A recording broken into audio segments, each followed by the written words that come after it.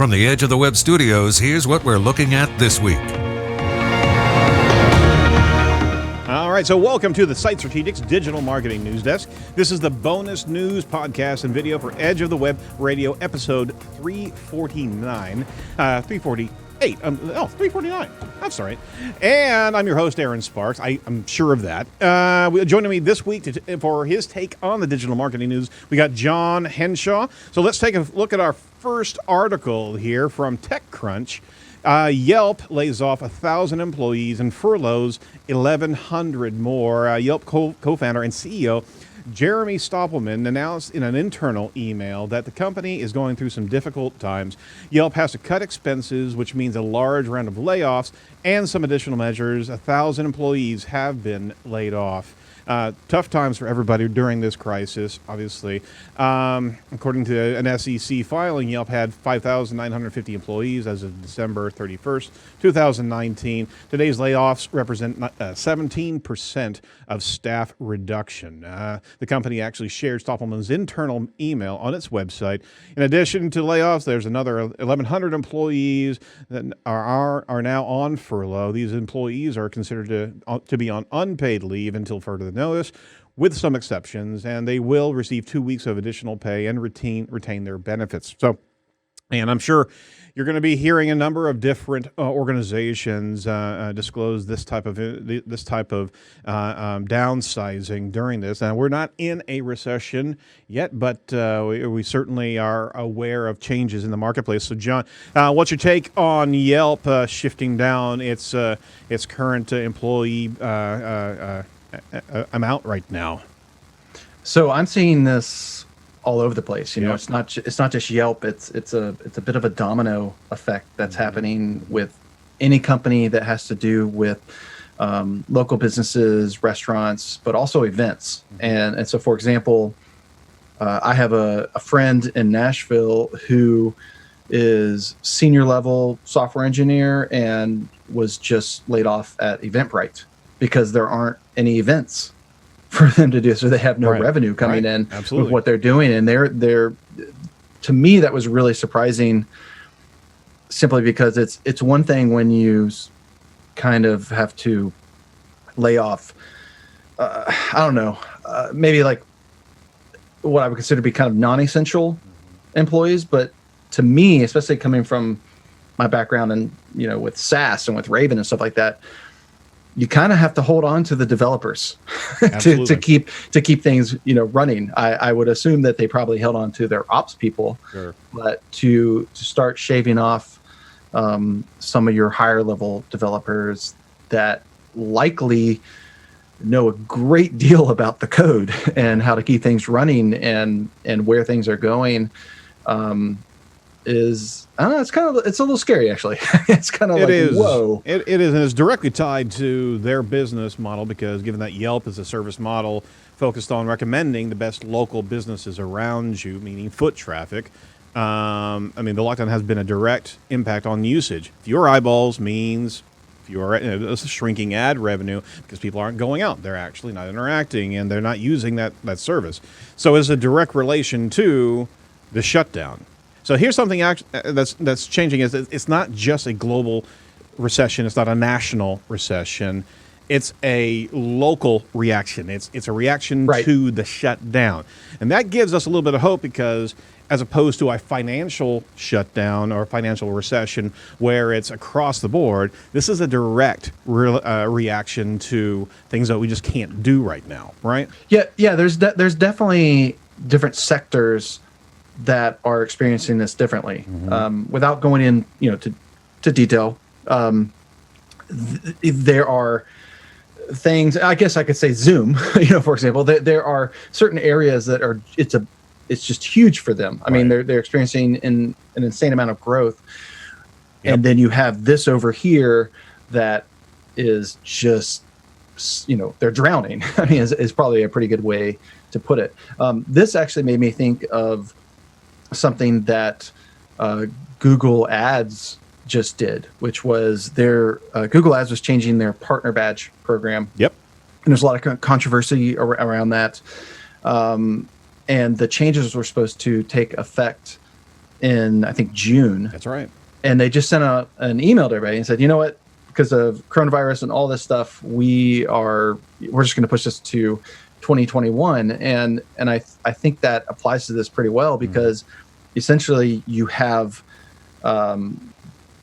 businesses that feel like they can't afford to even have paid ads. I'm surprised there actually hasn't been more articles and more people talking about the fact that Google's revenue is probably down a lot. I mean, I'm sure they're out there. I just haven't seen them, but I would have to imagine that they're taking a really big hit, because when we think of Google, they're not just a search engine, they're not just these other things. They're still at its core an advertising company, right? And so I'm actually surprised even their stock's not lower. Because it's just one of those things where to send out a message like that and be like, you know what, we're just gonna we're looking at this and we're kind of like, everybody's screwed.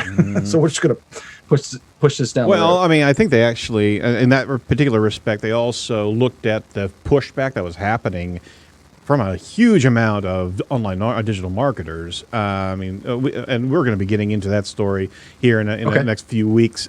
But you're absolutely right. I think it was also a PR move as well, because it was getting such a backlash. You know what? We're just going to move this over here so nobody's really complaining about it right now. Yeah, I feel like it's kicking the can down the road. I know that when I've talked to people like Greg Finn, who is one of the more vocal people, it's seen as sort of like a reprieve and a little more time to try to make their case. Yep. And yeah, I mean, I think you're right as far as it was sort of a PR move on their part to sort of whatever. But I'm not sure that it still means that they're going to change. No, probably. I think that's kind of the big question. Yeah, they kind of took it out of the focus in the melee that we're in right now. So along with that, let's go over to this other article here that we're going over. Search Engine Land had an article from Greg Sterling. SEO is a primary focus for marketers during the downturn. Survey says respondents said SEO was actually their top performing channel last year and is more likely to be maintained going forward. A new survey actually validates the importance of maintaining your SEO efforts during the upcoming during the coming downturn. So the survey was actually done through Conductor and had 317 respondents, a relatively low amount of data points there. But regardless, it was done by Conductor's extended network across a range of different industries, including B2B, retail, healthcare, media, and others, travel, hospitality, consumer technology, financial services, and the like. So budgets are down, but the goals are the same or up, like most of the other marketing surveys right now. The Conductor study actually shows that budgets are being adversely impacted by the outbreak. However, the majority of these survey respondents, most of whom are hands-on practitioners, that's a big asterisk right there, said their budgets were only decreasing slightly or remaining the same. Only 20% were seeing budgets decrease greatly, and that's some great information. Have you seen other studies counter that particular reduction percentage, or do you think that's kind of in line with what you've heard before, John? I haven't. I think that with this particular thing, this is just the slow, continuous understanding of the impact that SEO can have, and even though SEO technically isn't free, because you have to, pay somebody, you have to invest in content, you have to have a good strategy, you have to use good tactics and all the rest of that stuff.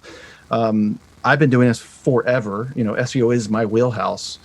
And so this is more along the lines of just a continuation of people realizing, what the potential is if you were to invest in that. I think that all along that companies have always gravitated towards paid because it's what they understand. They get an immediate, impact from that. And it's something that is much more easy to track, attribution, that type of thing, where SEO can be a bit more kind of leave you in the dark. I mean, you can always see that you're getting traffic from Google, but you can't always see all the things that you do, all the tactics you do, you can't see the impact necessarily. In other words, you can't go back to your manager or C-level person and say, oh, these are the things exactly that enabled us to increase our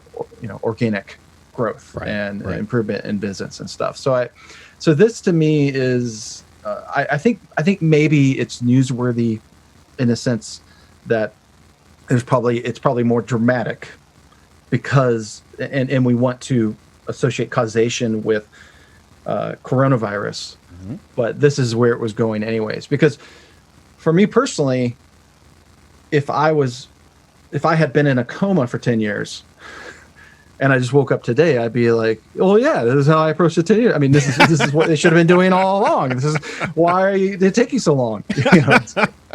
See, we were right all the time, right? Right. It's like, now you know that we're right. Probably shouldn't say that.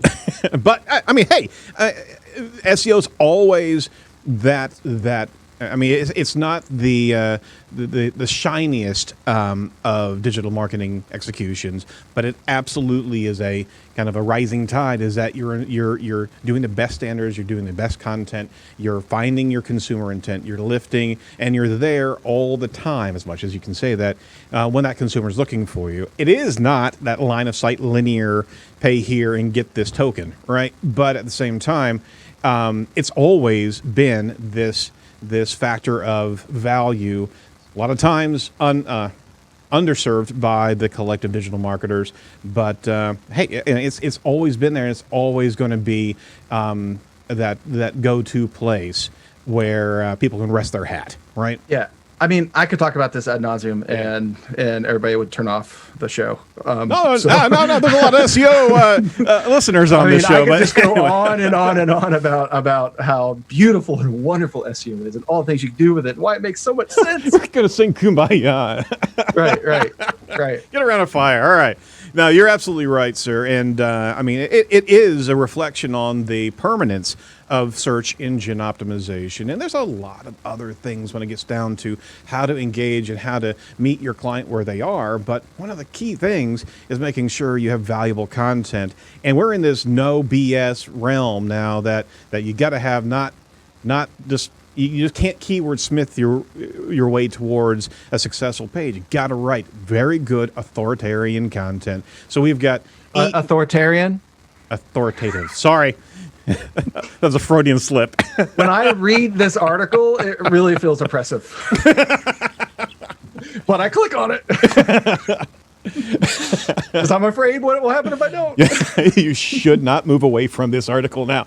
Do not tune off of this podcast. Right. All right. So anyway, authoritative. And point. Also, you could just cut that out because he's like, man, John was a jerk for even like correcting me. No. We love these nuggets of gold, John. We're gonna. This is gonna be our leader. Anyway, it's great to be able to see that, and I'm going to double down on that because actually, Google, from Search Engine Journal, from a Matt Southern article, Google launches a series of blog posts highlighting the value of SEO. For our last article here, Google actually has published the first in what will be a series of blog posts dedicated to SEO case studies. The aim of the series is to share success stories that demonstrate the value of SEO. Google says the intended audience for these case studies are people who may need some extra convincing that SEO is a good investment. If you hadn't heard our previous article, let's double down on this. Is that literally Google's saying, hey, check this out. There's a number of different good case studies of why SEO is a good investment. How there's a case study how SEO led up to a 93% increase in new signups. The company Satterman, which is the largest job platform platforms in Korea, said that their services such as job posting recommendations, company and salary information, AI-based interviews, AI-based headhunting, all these have actually seen a huge bump from their SEO endeavor. Now, not to deep dive into this article, we certainly want to recommend you go over there. But Google is showing case after case that SEO is an incredible value, especially in this particular period of time. So, I mean, couldn't be better for us SEOs, right, John? Yeah, this is the most bizarre thing. I know. So before I kind of said if I had woken up 10 years later, I'd be like, duh. In this case, it's like, oh, bizarro world. Like, what is going on? And so I have to break it down. You have an ad company that is currently suffering in the amount of people who I assume who are able to even pay for ads, who has just in the last year in particular made ads look so similar to organic results, because it's so important to them, all these things, who have now decided, oh, by the way, just the relationship between Google search and SEOs, it's always been this weird kind of, I don't know, dichotomy is the right word, but where symbiotic is a good word, but I'm not sure that one likes the other host, where it tolerates, right? Yeah. So for example, SEOs have made Google better, but only in the sense that when SEOs find an opportunity, they of course beat it into the ground, and then that gets Google to be like, oh, okay, we need to tweak our algorithm to thwart what all these people are trying to do. So it's always been almost like an adversarial type of friendship. Exactly.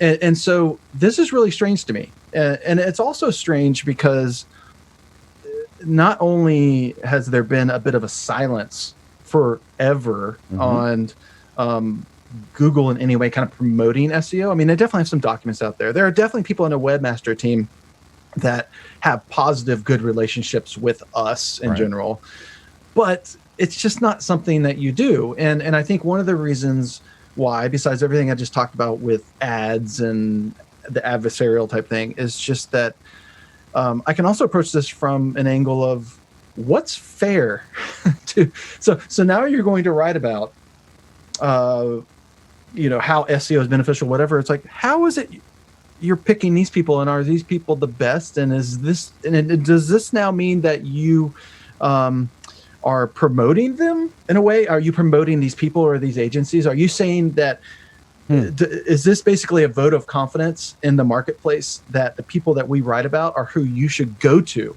for SEO services? I'm just saying it gets super murky really fast. It's why it's been avoided before. So the whole thing as a whole is bizarre to me. It's a strange decision to make. It really is weird, and maybe it's the mindset of keep your friends close, your enemies closer kind of thing. Is that, SEOs, there has been a removal of the veil a bit with John Mueller out there continually interacting in the webmasters webcast. He's a great resource. That's the thing, is I'm not trying to talk poorly against just the people on the search team and Google Webmaster tools and whatever, which is I personally think is amazing compared to what they've had. I mean, I appreciate it because I use it every day. Yep. And I appreciate the Google engineers that talk to us because they help us. I mean, there's that. So that part is really good. I guess what I'm saying is more from Google as an entity, right? And what it means for what kind of message it sends, and sort of how it gets murky really fast when you start promoting these particular things. Because it's like all of a sudden it's all okay, and all of a sudden that means, I guess what I'm also thinking about is, in the past there have been times where Google has mentioned or promoted or linked to or whatever to a particular agency, and within the SEO community it's kind of a arms up in the air type of thing, which is because it's just this immediate, like, what about me, and is this fair? Yep. Are you suggesting that this is where everybody should go? And I think that's the problem that it brings up. No, you're absolutely right. Absolutely right. And we are in strange times, my friend. We're seeing some odd references and odd support. But at the end of the day, I do think that, especially with the doubling down of them moving the badge requirements over to 2021, lifting up SEO, they're moving towards the digital marketers that can help advocate Google in this time more than anything anything else. Is that they've got to reach out and support the non ad realm as much as they want to be able to support the advertisers in their who are literally paying the bills right now. So right. I think it's a holistic approach. There is one other.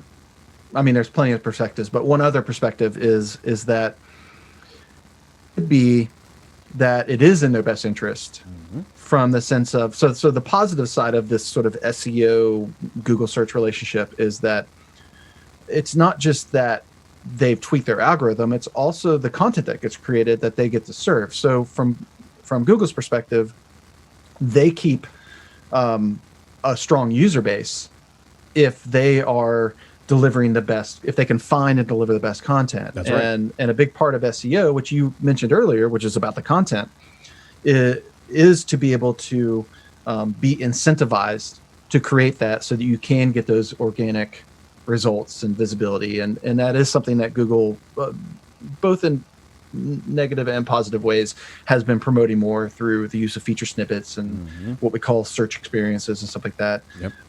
So, I mean, I can definitely see the positive perspective. I can definitely see why they would want to do that and bring it in. But it's depending on the angle that you're coming from, it can look really different. And So we woke up from a coma 10 years ago where SEO was, and all of a sudden now we're in an entire bizarro world with Google advocating SEO even more. We'll see where it goes. We'll see where this series goes. And it's going to be very interesting to hear from a lot of SEOs as they have this take on what Google's rolling out there. So good points all around. All right, so we want to thank, again, Ahrefs for continuing to be a sponsor of Edge of the Web. Ahrefs makes competitive analysis very easy. Their tools show how competitors are getting traffic from Google and why. You can see the pages, the content, all the keywords that they rank for, as well as the backlinks to those pages, so you can actually start replicating and improving on their strategies. So check out ahrefs.com. That's ahrefs.com. You can certainly see some great tools to be able to understand why there's so much traffic on different competitors and different pages. They got some great audit tools, and very good audit tools, I might add, as well as tools that can really digest a good deal of site content as well. So check out all their tools. Look for the intersect tool, for link intersect tools, that you can actually see where your competitors are actually getting links from and you're not. So check all that out over at ahrefs.com. I think you get a free trial there. And hey, if you get a chance, let them know that The Edge sent you. All right. So for all that, be sure to check out Edge on the News. And make sure you check out the interview podcast that we have here as well with Jon Henshaw. Be sure to like, comment, and subscribe to our YouTube channel to get updated when we go live next with our show. That's going to be next Monday, actually, with Amy Bishop. Make sure you also let us know how we're doing at edgeofthewebradio.com and take our listeners poll